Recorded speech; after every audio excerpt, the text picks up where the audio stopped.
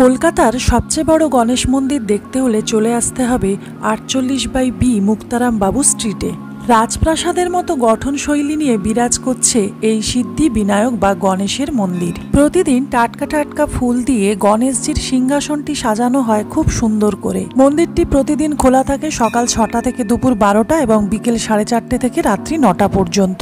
প্রতিদিন সকাল 9টা, দুপুর 12টা এবং বিকেল 5টায় ভোগ বিতরণ করা হয়। বড় বড় থাম বিশিষ্ট মন্দিরটির গঠনশৈলী একদম জমিদার বাড়ির মতো, যা আর 5টা মন্দিরের থেকে আলাদা। পুজো দিতে চাইলে পেয়ে যাবেন 101 থেকে 1001 টাকার পুজো সামগ্রী। মহারাষ্ট্রের সিদ্ধিবিনায়ক মন্দিরের অনুকরণে এখানে পুজোর রীতিনীতি অনুসরণ করা হয়। আর এরকম ইনফরমেটিভ মিনি ব্লগ দেখতে চ্যানেলটিকে সাবস্ক্রাইব করতে ভুলবেন না।